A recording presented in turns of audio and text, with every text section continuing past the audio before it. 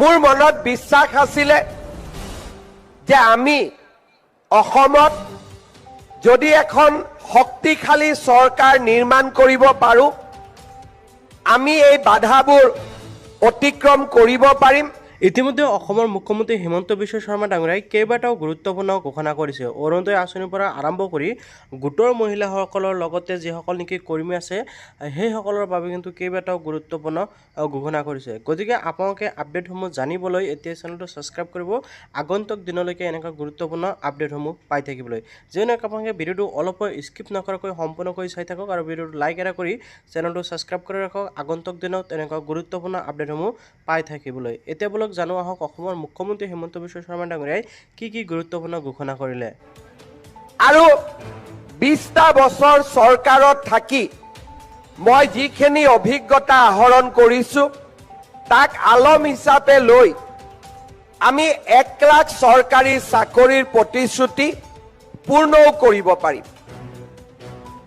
চৰকাৰ হোৱাৰ লগে লগে আমি এখন মন্ত্ৰীসভাৰ কমিটি বনাইছিলোঁ আৰু কেনেকৈ আমি 1 লাখ চৰকাৰী চাকৰি দিম তাৰ এটা আমি পৰিকল্পনা কৰিছিলোঁ। আমি সিদ্ধান্ত লৈছিলোঁ যে অসমত শিক্ষক শিক্ষয়িত্ৰীৰ প্ৰয়োজন আছে, ডক্টৰ নাৰ্ছ বিভিন্ন ধৰণৰ স্বাস্থ্য বিভাগৰ লগত জড়িত কৰ্তব্যৰ বাবে নিযুক্তিৰ প্ৰয়োজনীয়তা আছে আৰু আৰক্ষীত যথেষ্ট নিযুক্তিৰ প্ৰয়োজনীয়তা আছে। খালী থকা পদ আৰু নতুনকৈ পদ সৃষ্টি কৰি এই মুহূৰ্তলৈকে আমি 1,21,240 গৰাকী যুৱক যুৱতীক চৰকাৰত চাকৰি দিবলৈ আমি সক্ষম হৈছোঁ। সেইকাৰণে চাকৰি পোৱাৰ পিছত আজি আমাৰ হাইকোৰ্টত চাকৰিৰ প্ৰক্ৰিয়াটোক চেলেঞ্জ কৰি এক প্ৰকাৰ গোচৰ নাই বুলি আমি ক'ব পাৰোঁ। কাৰণ চৰকাৰখনৰ স্বচ্ছতা আৰু চৰকাৰখনে যে মেধা সম্পন্ন ছাত্ৰ ছাত্ৰীক নিযুক্তি দিব খুজিছে তাক লৈ আজি কাৰো মনত সন্দেহ নাই। প্ৰথম 2 বছৰ বিধানসভাত বিৰোধীয়ে মোক সদায় সোধে যে 1 লাখ চাকৰি কেতিয়া হ'ব। তেতিয়া মই কৈছিলোঁ যে মোৰ 5 বছৰৰ প্ৰতিশ্ৰুতি 1 লাখ আছিলে, কিন্তু মই 1.5 লাখ পাৰ কৰি যাম আৰু 2 লাখৰ ওচৰ চাপিম। সিং ৰাইজেও পাইছে, ৰাভা ৰাইজেও পাইছে, ইয়াত কোনো জাতি ভেদৰ কথা নাই।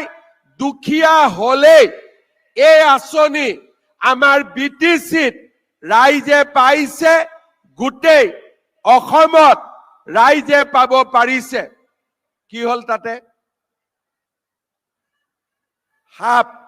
সাপ মানে শিৱজী হয়, আশীৰ্বাদ দি আছে, একো নাই,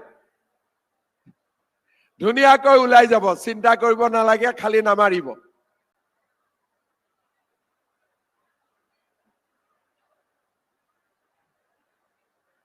অলপ আমাৰ ভলেণ্টিয়াৰ সকলে চাই দিয়ক।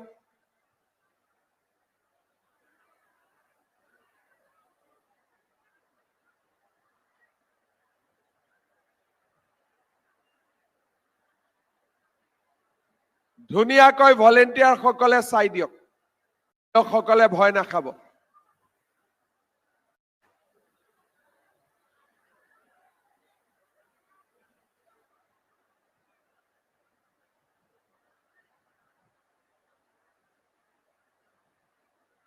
গলনে নাই ওলাই?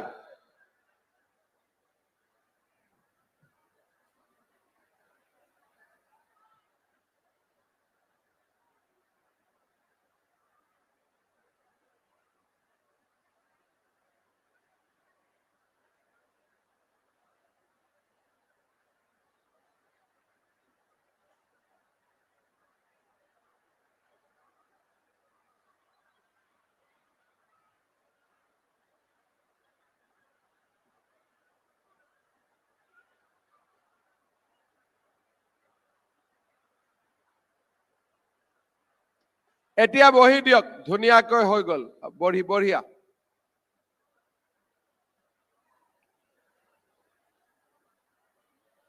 এতিয়া ধুনীয়াকৈ বহি দিয়ক, কোনো চিন্তা কৰিবলগীয়া নাই।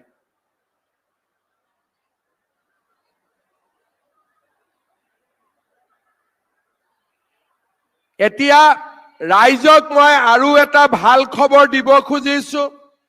আমাৰ বিটিআৰৰ ৰাইজে মাজে মাজে চিন্তা কৰি থাকে যে আমি লাখপতি দিদিৰ 10,000 টকাটো কেতিয়া পাম। মাজে মাজে চিন্তা হৈ থাকে নে নাথাকে? কাক কাক 10,000 টকাটো লাগে হাত দাঙকচোন, কাৰ কাৰ নাম আছে? বাপৰে, ওদালগুৰিতো হাত দাঙিছে, বাক্সাতো হাত দাঙিছে, তামুলপুৰতো হাত দাঙিছে, চিৰাঙতো হাত দাঙিছে। আপোনালোকে জানি ভাল পাব যে কেইদিনমান আগতে তামুলপুৰত হাগ্ৰামা মহিলাই ডাঙৰীয়া, মই, আমাৰ বিধায়ক EM সকলে গৈ তামুলপুৰত আমি 10,000 টকাটো বিতৰণ কৰি আহিলো। এতিয়া 13 ডিচেম্বৰত গোসাইগাঁৱৰ বাইদেউসকলে 10,000 টকাটো পাব। কোন কোন গোসাইগাঁৱৰ পৰা ইয়াত আহিছে হাত দাঙক। বঢ়িয়া, আপোনালোকে সকলোকে গৈ কৈ দিব। 17 ডিচেম্বৰত দতমাৰ বাইদেউসকলে পাব 10,000 টকাটো। দতমাৰ পৰা কোনে কোনে আহিছে? বঢ়িয়া, এনে বাপৰে ইমান আহিছে দতমাৰ পৰা। আপোনালোকক 13 তাৰিখে গোসাইগাঁৱত হাগ্ৰামা ডাঙৰীয়া আৰু আমাৰ জয়ন্ত মল্ল বৰুৱা ডাঙৰীয়াই গৈ 10,000 টকাটো বিতৰণ কৰিব। দতমাটো 17 তাৰিখে বিতৰণ কৰিব। আৰু এনেকৈ আমি জানুৱাৰী মাহৰ 20 তাৰিখৰ আগতে সকলোকে বিটিআৰত আমি 10,000 টকাটো পোৱা কৰি দিম। ভাল হ'ব? যদি ভাল হ'ব ডাঙৰ কৰি এটা হাত চাপৰি বজাওক। যোনে যোনে 10,000টো পাব ডাঙৰ কৰি হাত চাপৰি বজাওক। বঢ়িয়া। তাৰ মানে আপোনালোকে চাওক, আমাৰ চৰকাৰৰ পৰা অৰুণোদয় পালো, 10,000 টকা পালো, বিনামূলীয়া চাউল পালো, আমি 10,000 টকাৰ লাখপতি দিদি পালো, আৰু 100 টকাত দালি পালো, চেনি পালো, আৰু আমি নিমখ পালো। ইমান দিনে আমাৰ চৰকাৰৰ নিযুত মইনা আঁচনিৰে আমি ছোৱালীসকলক পঢ়াৰ ব্যৱস্থা কৰি দি আছিলো। 1 জানুৱাৰীৰ পৰা মই নতুন আঁচনি এটা ঘোষণা কৰিম। ল'ৰাবিলাকেও এতিয়া পঢ়িবৰ বাবে চৰকাৰৰ পৰা ছোৱালীৰ দৰে সুবিধা পাব। তাৰ মানে মাকৰ কষ্ট কিমান কমি গ'ল, দেউতাকৰ কষ্ট কিমান কমি গ'ল। অৰুণোদয় আহিলে, নিযুত মইনা আহিলে, বাবু আঁচনি আহিলে, চাউল আহিলে, দালি আহিলে, নিমখ আহিলে, চেনি আহিলে, লগত 10,000 টকাটো আপোনালোকে পাই যাব। ভাল হ'বনে বেয়া হ'ব? ভাল হ'বতো। মই কিয় এইখিনি আপোনালোকক শুনাই দিলো? ৰাতিপুৱাটো আপোনালোকে ভাত খাই অহা নাই, অন্তত মোৰ কথাখিনি শুনিলে যাতে পেটটো ভৰি যায়। এতিয়া ভৰি গ'ল নে নাই? পেটটো ভৰি গ'ল? কাৰ কাৰ পেটটো ভৰি গ'ল হাত দাঙক।